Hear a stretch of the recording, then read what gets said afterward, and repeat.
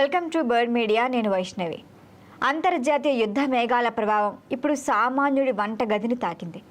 దేశవ్యాప్తంగా గ్యాస్ కొరత తీవ్ర రూపం దాల్చడంతో హోటళ్లు, హాస్టళ్లు, క్యాంటీన్లు కుదేలవుతున్నాయి. ఇంధనం లేక వాహనాలు షెడ్లకే పరిమితం అవుతున్నాయి. గ్యాస్ అందక వంటశాలలు కూడా ఖాళీగా అవుతున్నాయి.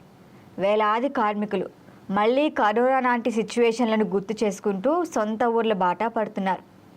అయితే ఢిల్లీ, నోయిడా వంటి నగరాల్లో కమర్షియల్ గ్యాస్ సరఫరా అస్తవ్యస్తమైంది.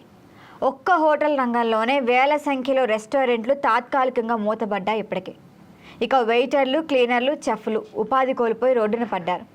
కరోనా సమయంలో పని లేక ఇంటికి వెళ్ళాం, కానీ ఇప్పుడు గ్యాస్ లేక అదే పరిస్థితి అంటూ కార్మికులు ఆవేదన వ్యక్తం చేస్తున్నారు. ఇక బ్లాక్ మార్కెట్ దందా అయితే మరింత ఘోరం. సాధారణంగా లభించే కమర్షియల్ సిలిండర్ ధర 5,000 దాటినా కూడా గ్యారంటీ లేదు. ఇక డొమెస్టిక్ గ్యాస్ను అక్రమంగా హోటళ్లకు మళ్లిస్తున్నారనే ఆరోపణలు వినిపిస్తున్నాయి.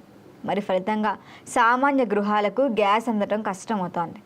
మరి ఈ నేపథ్యంలో ప్రజలు ప్రత్యామ్నాయాల కోసం పరుగులు పెడుతున్నారు. ఇండక్షన్ స్టవ్లు ఒక్కసారిగా డిమాండ్ పెరిగింది. అమెజాన్, ఫ్లిప్కార్ట్, బ్లింకిట్ వంటి కామర్స్ సైట్లలో అనేక మోడళ్లు అవుట్ ఆఫ్ స్టాక్గా మారాయి. ఇక రిటైల్ స్టోర్లలో కూడా అమ్మకాలు 3 నుంచి 4 రెట్లు పెరిగినట్లుగా వ్యాపారులు చెబుతున్నారు. గ్యాస్ దొరకకపోతే విద్యుత్పై ఆధారపడాల్సిందే అన్న ఆలోచనతో ప్రజలు ముందస్తు జాగ్రత్తలు తీసుకుంటున్నారు. అయితే కేంద్ర ప్రభుత్వం గృహ అవసరాలు ఎల్పీజీకి కొరత లేదని స్పష్టంగా చెబుతోంది. మరైనా కూడా బుకింగ్ చేసిన 2.5 రోజుల్లో సిలిండర్ డెలివరీ అవుతుందని చెబుతోంది. మరి అయినప్పటికీ వినియోగదారుల్లో భయం తగ్గట్లేదు. ముఖ్యంగా కమర్షియల్ వినియోగంపై ఉన్న పరిమితులు చిన్న వ్యాపారులు తీవ్రంగా ప్రభావితం చేస్తున్నాయి. మరీ ప్రభావం హైదరాబాద్కి గట్టిగానే చేరింది. ఐటీ కారిడార్లోని హాస్టళ్లకు కమర్షియల్ గ్యాస్ సరఫరా తగ్గిపోయింది. దీంతో హాస్టల్స్లో కూడా ఫుడ్ ఐటమ్స్ను పరిమితంగా చేస్తున్నారు. నగరంలో సుమారుగా 11,000 హాస్టళ్లు ఉన్నాయి. లక్షలాది మంది విద్యార్థులు, ఉద్యోగులు అక్కడే నివసిస్తున్నారు. మరి గ్యాస్ ఎక్కువగా వినియోగించే చపాతీ, దోశ, పూరీలు అలాంటి ఐటమ్స్ని కూడా వాళ్ళు తగ్గించేస్తున్నారు. కొన్ని హాస్టల్స్ అయితే మూసే పరిస్థితి కూడా రాకూడదని ఆశిస్తున్నామని యాజమాన్యాలు చెబుతున్నాయి. మరి ఇదంతా ఇట్లా ఉండగా ఇప్పుడు ఇది రంజాన్ సీజన్. హైదరాబాద్ బిర్యానీ హోటళ్ళకి ఇది పెద్ద సవాలుగా మారింది. ప్రత్యేకించి షాగౌస్ కేఫ్ అండ్ రెస్టారెంట్ వద్ద ప్రతి ఏడాది ఇఫ్తార్ సమయంలో భారీ రద్దీనే ఉంటుంది. బిర్యానీతో పాటు హలీం, హరీస్ వంటి వంటకాలు భారీ హండీల్లో సిద్ధమవుతాయి. కానీ ఈసారి గ్యాస్ అందుబాటులో లేకపోవడంతో యాజమాన్యం కట్టెల పొయ్యిలను ఆశ్రయించింది. ప్రత్యేక ఓపెన్ కిచెన్ ఏర్పాటు చేసి చెక్కల మంటపైనే బిర్యానీ వండుతున్నారు. మరి చెఫ్లు చెప్తోంది ఏంటంటే కట్టెలపై వండిన బిర్యానీకి ప్రత్యేక సువాసన, రుచి ఉంటుందట. అయితే వంట చెరుకుకి కూడా డిమాండ్ పెరగడంతో ఇక్కడ ఖర్చులు ఎక్కువవుతున్నాయి.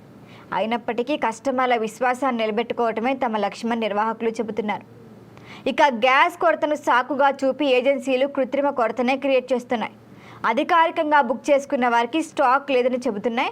3,500 నుంచి 4,000 వరకు వాటిని ముట్ట చెప్పే వారికి గుట్టు చప్పుడు కాకుండా సిలిండర్లు కూడా ఇస్తున్నారు. ముఖ్యంగా గ్రేటర్ హైదరాబాద్లోనే ఈ డిమాండ్ ఎక్కువగా ఉంది. మరి పొరుగు రాష్ట్రం మహారాష్ట్రలోని సోలాపూర్ నుంచి కూడా సిలిండర్లను అక్రమంగా తరలించి మాదాపూర్ వంటి ప్రాంతాల్లోనే అధిక ధరలకు విక్రయిస్తున్నట్లుగా ఆరోపణలు వస్తున్నాయి. ఇక ఈ సంక్షేపం ఒక విషయం స్పష్టం చేస్తోంది. గ్యాస్ సరఫరా లోపం కేవలం వంట సమస్య కాదు, అది ఉపాధి, ఆర్థిక వ్యవస్థ, జీవనశైలిపై ప్రభావం చూపే అంశం. ఇక ఇరాన్ యుద్ధ ప్రభావం ఎంత దూరంలో ఉన్నా కూడా దాని ప్రభావం మన వంటగదిలోనే కనిపిస్తోందని చెప్పొచ్చు. మొత్తానికి గ్యాస్ కొరతతో దేశం ఇబ్బందులు పడుతున్న వేళ హైదరాబాద్ బిర్యానీ కట్టెల మంటపై మసాలా వాసనలు వెదజల్లుతూ నిలబడ్డవే నగర పట్టుదలకే నిదర్శనం. పరిస్థితులు ఎలా ఉన్నా జీవితం ముందుకు సాగుతూనే ఉంటుంది. మరి చూడాలి ఈ యుద్ధం ఎప్పుడు ఆగుతుంది, అందరికీ గ్యాస్ సరఫరా ఎప్పుడు అవుతుందో అని. దీనిపైన మరిన్ని అప్డేట్ల కోసం చూస్తూనే ఉండండి బర్డ్ మీడియా.